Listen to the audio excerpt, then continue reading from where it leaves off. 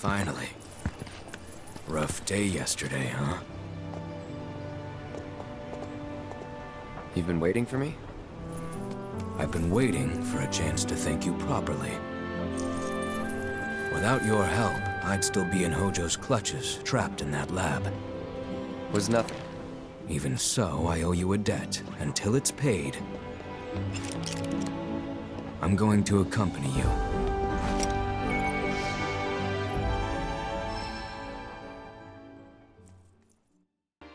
What's up everybody, how's it going? It's Burke, aka Dan's Great here, and welcome to another Final Fantasy VII Rebirth preview video on the channel. So about 4 months ago, I had the opportunity to play a couple of short demos for the upcoming Final Fantasy VII Rebirth, and I shared my experience with you guys after that awesome day at the Square Enix offices. Now, fast forward a few months from that, I was given a second opportunity by Square Enix to attend a special preview event in which at this time we got to play the first 2 chapters of the game. And so in this video, I wanted to share with you 3 things that I found cool about what I played so far, and how that could potentially expand and improve upon the formula that they created in Final Fantasy VII Remake. One thing I didn't want to do was to tread over too much of the same ground that I already did when I had the first preview event, and so I'm trying my best to kind of offer you guys some different stuff compared to what you would have heard already. And so if you haven't watched that first preview video, I'm going to link it here, and you'll be able to give that a watch, and then hopefully this one should be a bit of a follow-up from that one, and so I can share with you guys some more interesting stuff that either wasn't known about or covered as much in the first video. So I hope you guys enjoy this. It's not going to be super in-depth, and I'm going to try to stay away from story stuff specifically here.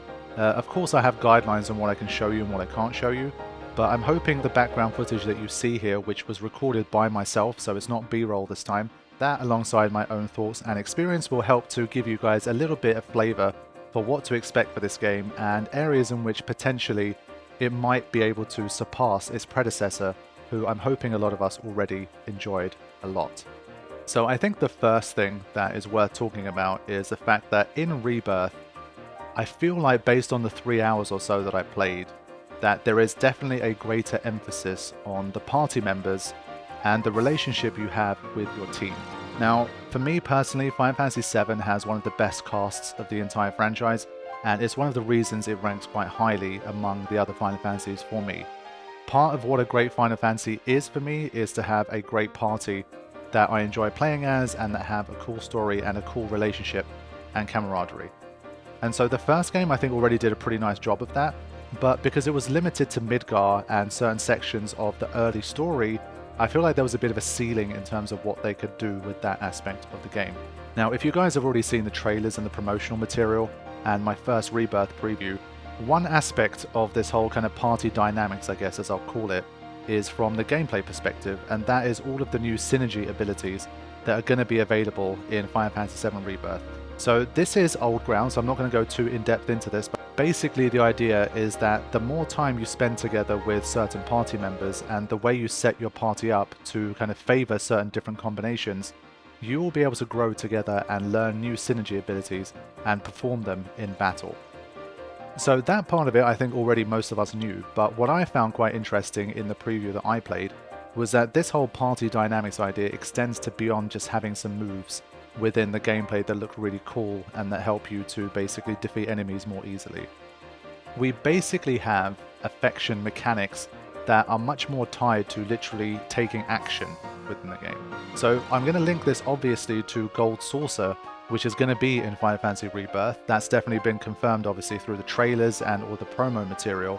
And one of the things we're all thinking about when it comes to Gold Saucer is what's going to happen to the dating system, because obviously one of the coolest things of the OG was that depending on your affection levels with different characters, you could go on a date with different characters. And so obviously we were wondering, well, what's going to happen in Rebirth? Are they going to decide for you, or do we have some agency in who we get to go on a date with?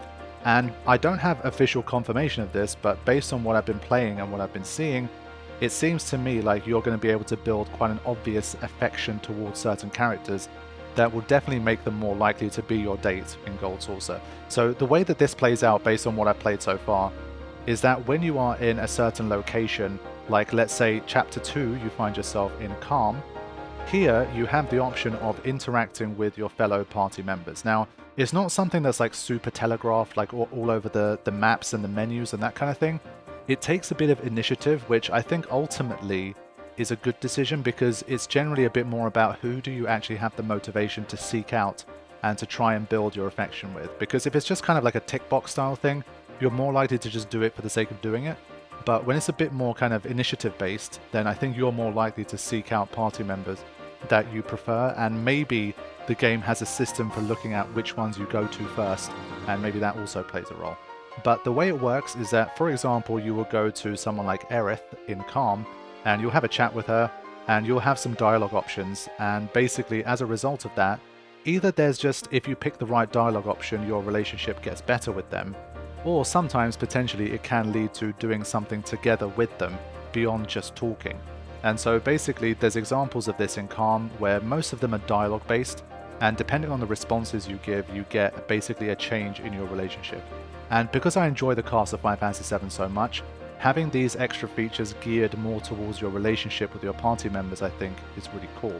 Now, I don't have any information beyond Chapter 2, and I don't know how deep this is going to go, but my hope is that over the course of the game you're going to get to know your characters better, you're going to get to have more kind of intimate conversations one-on-one with party members that you like, and potentially moving forward this could lead to like quest lines and other activities that you can do together with this party member to really help deepen the bond and also their story. And so that's why I felt like this was one of the coolest aspects of what I'd played in Final Fantasy VII Rebirth. So the general premise and the idea of these party dynamics I think is very cool.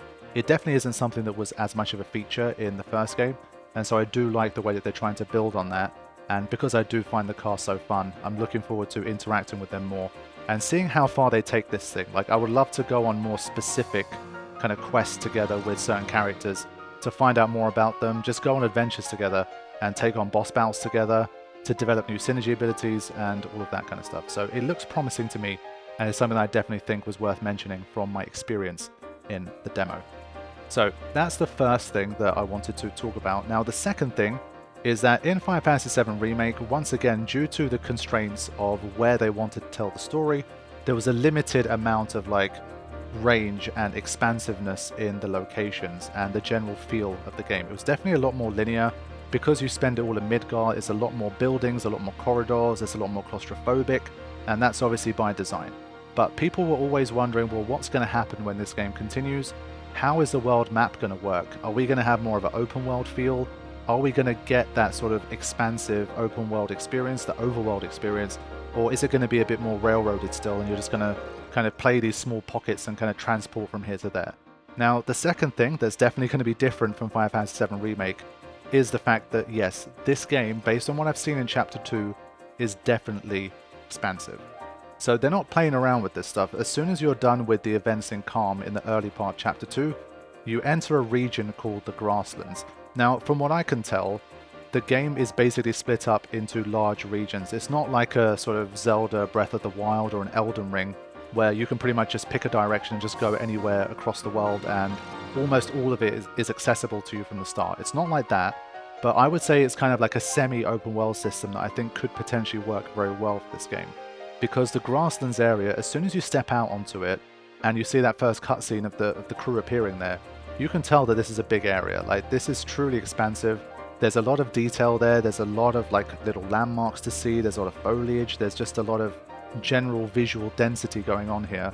And so basically they just let you loose in the Grasslands region, and you are free to run around and check things out at your leisure.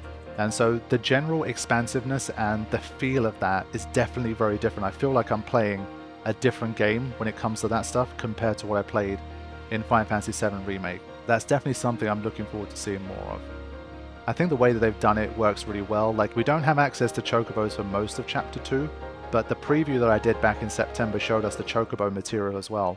And so once you combine chocobos with it and the size of these regions, I feel like there's some really cool stuff going on here. And there's a lot of scope for you to just simply explore and look around and try to fill out as much of the map as you can.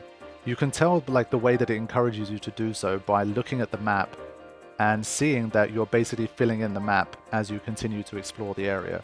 So it gives you a choice. You can either basically beeline it towards where the quest line is, or if you find points of interest, or you just want to fill in the map and do as much of it as possible, you're free to roam around and you have plenty of space.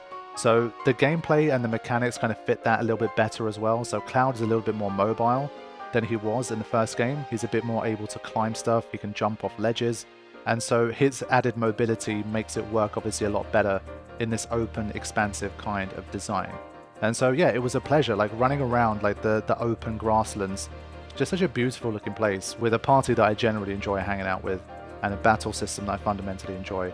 There's going to be a lot there for people to explore, and you're going to be experiencing the exploration and the traversal in a way that you didn't really experience it in Final Fantasy VII Remake, and that's something that I'm personally looking forward to. And so this kind of leads into the final thing that I wanted to talk about. This one's a little bit more of a general point than the previous ones, but I do feel like this game is a bit more geared towards having kind of organic and motivational, kind of initiative-based, quote-unquote, padding of the game, as opposed to what Remake did. So to explain what I mean by this, one of the gripes I had with Final Fantasy VII Remake was that there were sections that felt too padded out. Now, there's multiple ways to give a game more runtime and to have the player do more within the game. Final Fantasy VII Remake, at times, it chose to do it in a way where it was like, you know what, we could just do a section that would last maybe 10 minutes and have like, you know, 3 different corridors. But in Remake, there were bits where instead of 3 corridors, they just put 6 of them in, and certain sections definitely did drag out, and it felt like it was too repetitive and too padded to make the experience kind of flow and feel smooth. And so that's something I definitely talked about. It's no secret that that's how I felt about the game, and it's definitely a sentiment that plenty of people share. And so one thing I said about Rebirth, before I even ever really played any of it, or saw any of the trailers, was that surely, because of what they're able to show from the original, in Rebirth, you're going to have a lot more scope to just simply do things and go to places anyway. Like, you're not going to need as much padding, because the first game obviously tried to turn that Midgar section into an entire game experience. Now you have so much more of the story and the world to play with that you just don't need to do that stuff anymore. Final Fantasy VII Rebirth, in terms of what I played so far and what I've seen at play, definitely feels to me like it's a game that's going to waste your time less with padding.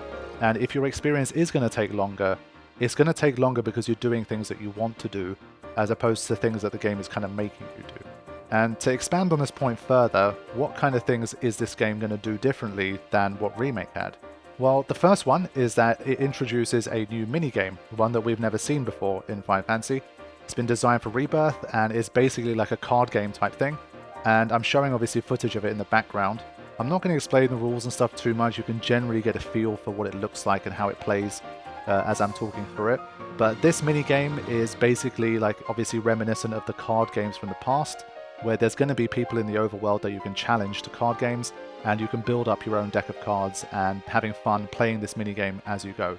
Now, on a personal level, you guys know, people who watch my channel, I'm not that big on these type of minigames, and that's generally not a fault of the games in and of themselves. Like Final Fantasy VIII, I didn't really play that much Triple Triad. Final Fantasy IX's card game I barely bothered with at all. I played Witcher 3 more recently. I didn't really play Gwent.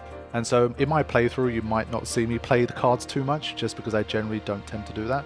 But I think there's definitely going to be a lot of people that do enjoy the card minigame, and especially for the completionists out there, I think you're going to have a lot of fun exploring the world and playing the different characters and NPCs and trying to basically beat everyone and build up your card decks. So that's one thing. Again, it's motivational. If you want to play it, you can play it. If you're not interested in it, then you just continue with the story. And so that's one thing that's definitely different over Remake.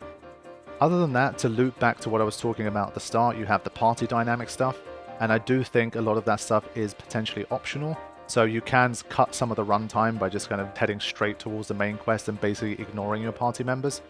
I wouldn't do that, but it's the kind of thing where, again, you can get more content out of the game by taking the initiative and going to your party members and interacting with them. So I think that's a more fun way to spend your time than to basically repeat the same corridor like 3 more times for basically the sake of making the game longer.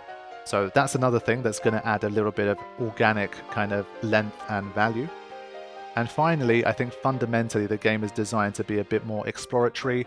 In these bigger open areas like the grasslands, as I say, you are free to explore. You might spend an extra 15 minutes, 20 minutes, half an hour in the grasslands alone, just simply running around, looking in every corner of it, seeing what it has to offer, picking up the new scavenging items that are available because we now have a crafting system.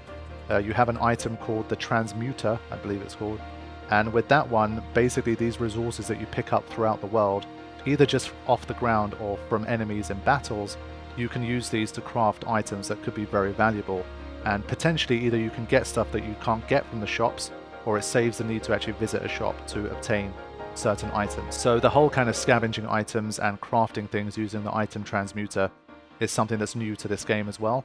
And so I think that's going to add a little bit of value too, because that's the kind of thing, again, depending on your kind of playstyle, there's people that really gravitate to that kind of stuff and they're happy to sort of, let's say, get on a chocobo when you can and just roam around an area and just scavenge around and explore.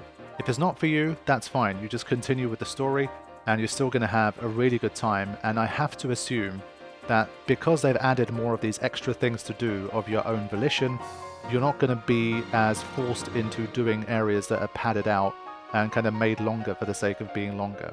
And so I feel like when you add everything together, based on just what I saw from Chapter 2 alone, I see a lot of potential for doing extra stuff that goes beyond the core story that people are going to be motivated to do. So I haven't talked about any like optional side quests, I haven't talked about any kind of the Shinra missions that we knew from the first game. I'm pretty sure they're making a return.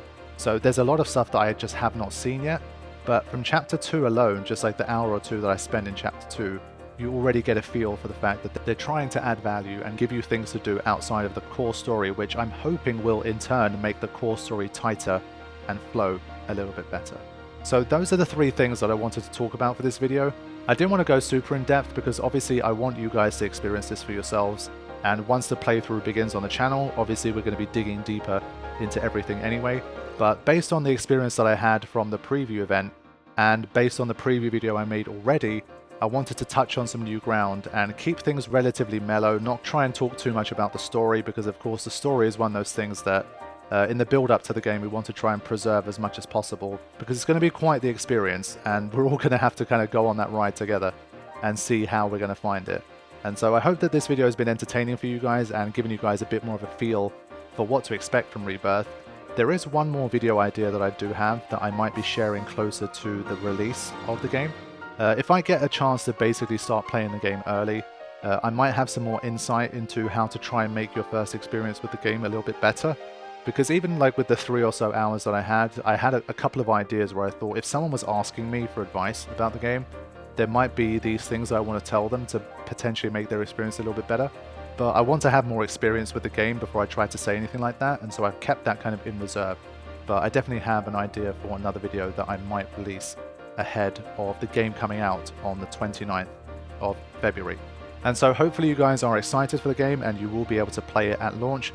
If you're still in two minds and you're not really sold on it yet, that's definitely fair. Just be patient, just wait even a few days, just wait for the game to drop. Wait for people like me to start going through the game, wait for reviewers to start reviewing the game, wait for some of your friends to start playing the game, see what the vibe is, see what the feeling is about the game, and if it's tipped you over the edge and you want to go for it, then go for it. But for anyone that's going to be joining me on release day, hopefully we are all going to go on this journey together and we are all going to love this game, because I've always said that I was a fan of Final Fantasy VII Remake. I think it's a really good game, but the things that held it back and stopped it from being like an amazing game for me, those shackles, I feel like they could have been taken off for this one, because we get to go beyond Midgar and there's so many cool things to see and do that I'm really hoping that if it improves upon a game I already really liked, it could again be best Final Fantasy I've played for a very long time. So I will see you guys in a few weeks for the beginning of Final Fantasy VII Rebirth on the channel. Thank you all for watching and for the support, and of course a massive thank you to Square Enix for including me in the build up to the launch of this game and giving me the opportunity to try the game out early and to share some of my experiences with you guys, because after creating content for so many years, to have the channel be recognized and supported by Square Enix themselves is a massive blessing, and I'm very, very grateful for that. So I will see you guys soon. Thank you for watching. Take care.